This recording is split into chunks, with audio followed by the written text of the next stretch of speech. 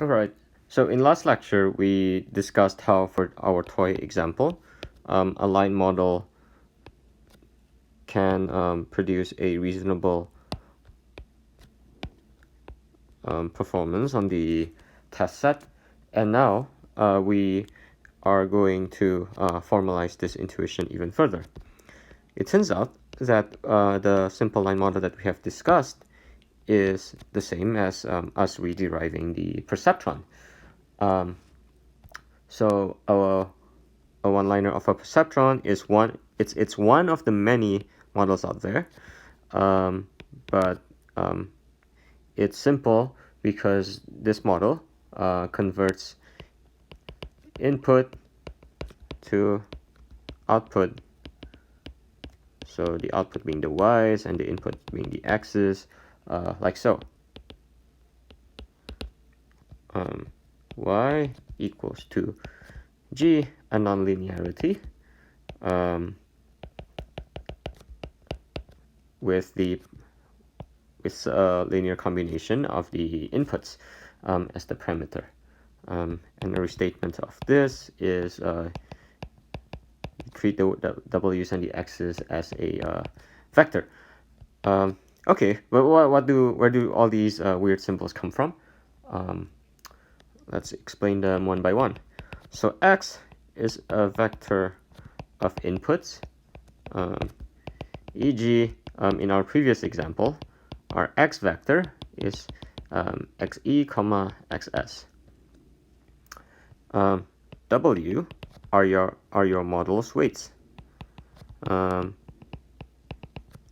This can also be thought of as your line or hyperplane's parameters. Hyperplane params. Theta is also another model parameter, which is in this case is the threshold. And finally, G is some nonlinear function. Okay, these might not make sense until we go through some examples.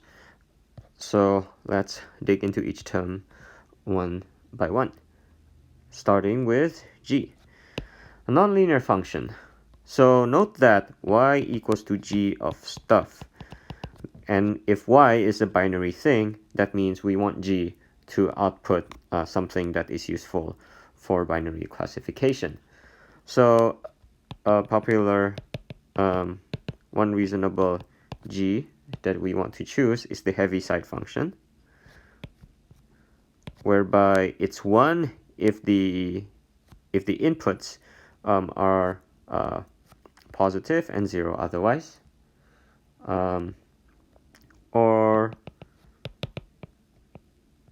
another Heaviside function that goes from that ranges from 1 to -1, or if you want a smooth G function so that you can have a probability of classification rather than hard labels, you can pick a smooth function like 10h. G y equals 10hy. But for the homework, for next week homework, you will be using this one -1 nonlinearity. Let's go through an example. So from last week, we saw this model 10, 10, xe, xs, and these are classified as threads. Okay. So last week we have this model whereby the one-liner is we say green if and only if xe plus xs less than 10. But now we are going to translate this into the perceptron model language. Y equals, okay, gw dot x minus theta. Okay, how do we convert this English form into this mathy form. Well, what are the W's?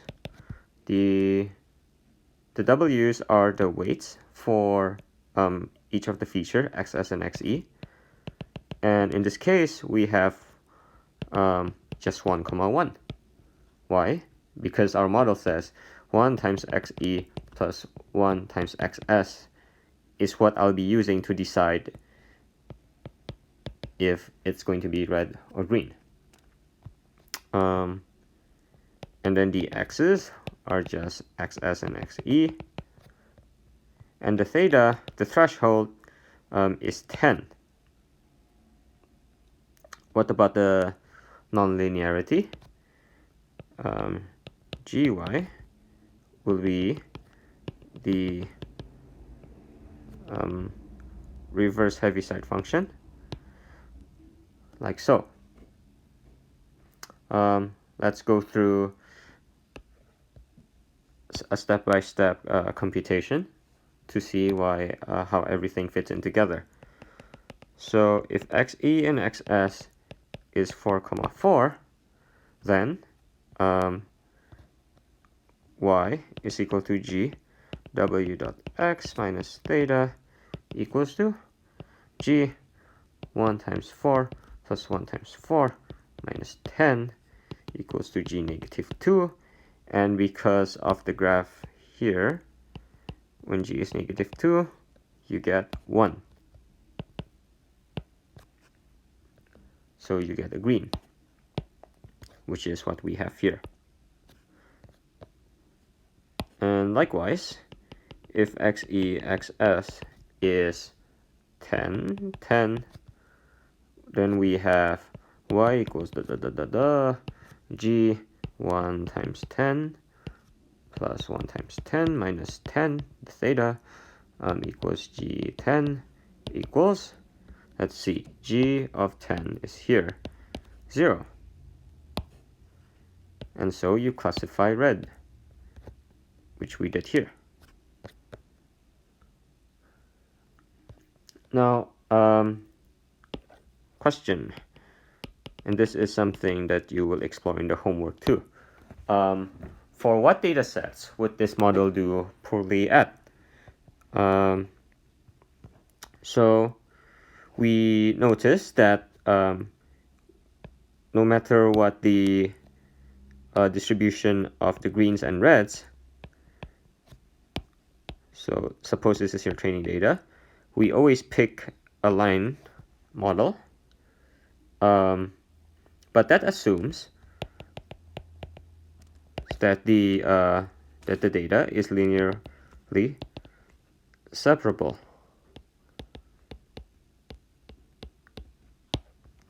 That is, we assume that there is actually a line that will be able to divide the two classes, one on one side of the line, and the other class on the other side of the line, which might not be true, and which will not be true for most in real life data sets. So in your homework, you will be asked to play around with the XOR. Well, this is in next week's homework. You'll be asked to play around with the XOR data set, whereby you are given 4 data points. Let's see, x1, x2. You will have the 4 data points will be distributed like so. And each one of these are just 1s and 0s. So the greens again are 1s, and the reds are 0s. As we can see, there is no single line that divides the two classes nicely. If I do this, then the model, no matter what decision I make on each side, I'll be misclassifying one of the points. So, what can we do for such data sets? So a possible solution is to, well, the intuition is we need to go beyond we need to go beyond the line model. And one possible solution would be to just stack several perceptrons together. Stack perceptrons.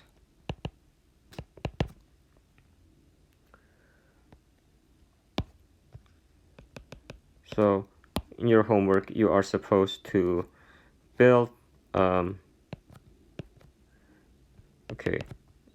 you're supposed to build a 2-layer perceptron, whereby these are your inputs, xi's, and each xi would be fed into a second layer, your first perceptron layer, and the perceptron layers would in turn feed input to the second perceptron layer. That means there are 3 perceptron units, and each one having its own weightings over the inputs, W1, W21,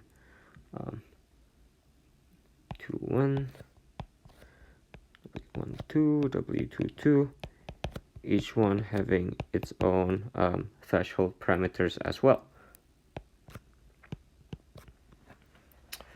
And you're supposed to come up with the W's and the thetas. Go find W's and thetas.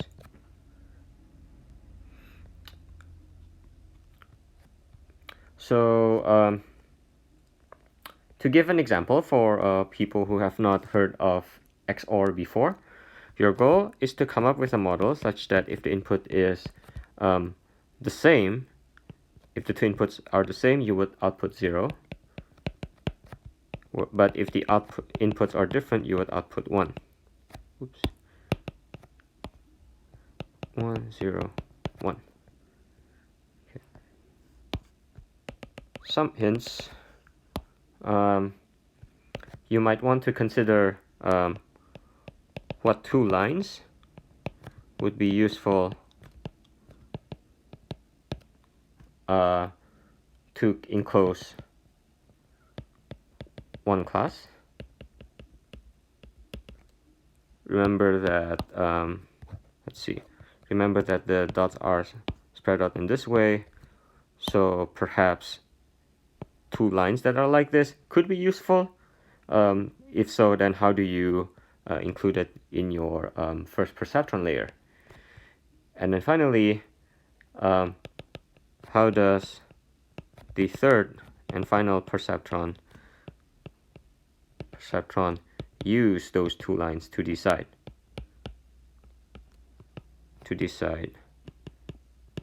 if y is 1 or 0? So you might want to tackle the problem in these 2 steps. All right, now connection to biology. We promised that today we're going to discuss a biologically inspired learning algorithm, and what's the connection between perceptron and biology. It's rather loose, but here is one. So if we are given the inputs x1 and x2, we're saying that the perceptron would have weighted these inputs and have a threshold before outputting something. And so we can think of the W's as synaptic weights, and the X's, the inputs, as the presynaptic neurons, and the Y, and this neuron, this O neuron, would be the postsynaptic neuron, which would take a weighted average of the outputs of the presynaptic neurons to decide how it wants to fire.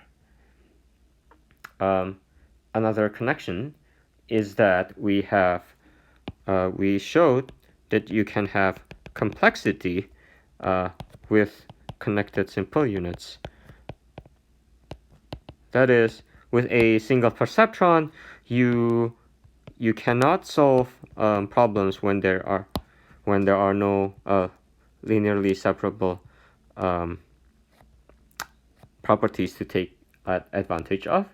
But when you stack simple units, like Perceptron 1, Perceptron 2, Perceptron 3, when you stack them together like this, you can approximate very complex functions. So again, complexity from stacking simple units.